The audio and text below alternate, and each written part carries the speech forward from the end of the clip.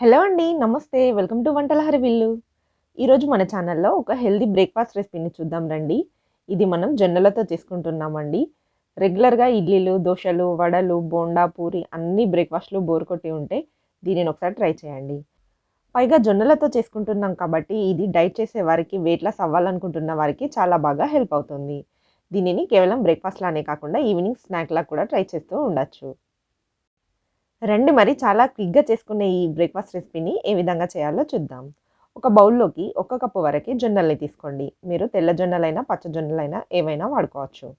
ఇందులోకి 2 టీ స్పూన్ల పెసర్లు, 2 టీ స్పూన్ల పల్లీలు, 2 టీ స్పూన్ల శనగలు వీటిని కూడా ఇందులో యాడ్ చేసుకోండి. వీటిని ఇప్పుడు 3, 4 సార్లు వాటర్‌లో శుభ్రంగా వాష్ చేసుకొని, ఈ విధంగా వాటర్ వేసుకొని మూత పెట్టుకొని నైట్ అంతా నానపెట్టుకోండి.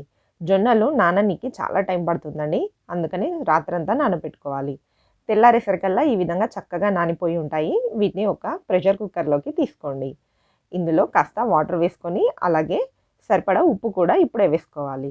ఉప్పు కూడా వేసుకొని వీటిని 8-10 విజిల్లు వచ్చే వరకు కానీ, ఒకవేళ టైం సెట్ చేసుకునేవారైతే 15 మినిట్స్ వరకు వీటిని ఉడికించుకోవాలి. వీటిని ఈ విధంగా చక్కగా ఉడికించుకున్న తర్వాత ఒక స్ట్రెయినర్‌లో వేసుకొని వీటిని వడకట్టుకోండి. వడకట్టుకున్న తర్వాత ఈ మిగిలిన వాటర్‌ని కూడా మనము ఉలవచారు ఏ విధంగా చేసుకుంటామో ఆ విధంగా పోపు వేసుకోవచ్చండి.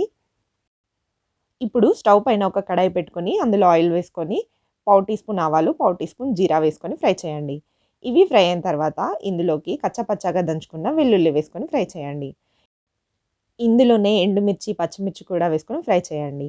అలాగే కాస్త కరివేపాకు కూడా వేసుకొని ఫ్రై చేసిన తర్వాత పిరికెడు ఉల్లిపాయలని కూడా వేసుకోండి.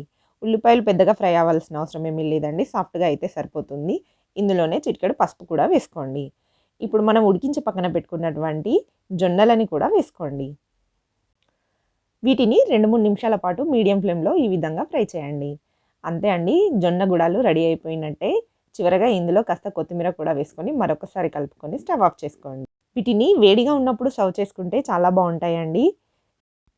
వీటిని ఉడికించగా వచ్చిన వాటర్‌లో కాస్త చింతపండు రసం వేసుకొని, ఉప్పు వేయకండి. మనం ఉడికించేటప్పుడే ఉప్పు వేసుకున్నాం కదా! కాస్త కారం కూడా వేసుకొని, వెల్లుల్లి వేసుకొని పోపు వేసుకున్నారు అంటే చాలా బావుంటుంది. పచ్చి ఉల్లిపాయలను కూడా కట్ చేసి వేసుకోండి. ఇది వేడి వేడి అన్నంలోకి చాలా బావుంటుంది. జొన్నలతో one of the healthy breakfast రెసిపీని చూసారు కదా! మీరు కూడా ఈ బ్రేక్‌ఫాస్ట్‌ని మీ డైట్‌లో భాగంగా చేసుకోండి. చాలా బావుంటుంది. అంతే అండి. వీడియో నచ్చితే లైక్ చేయండి, షేర్ చేయండి. ఇలాంటి సింపుల్ అండ్ ఈజీ రెసిపీస్ కోసం వంటల హర్విల్లు ఛానల్‌ని సబ్స్క్రైబ్ చేసుకోండి. Thanks for watching.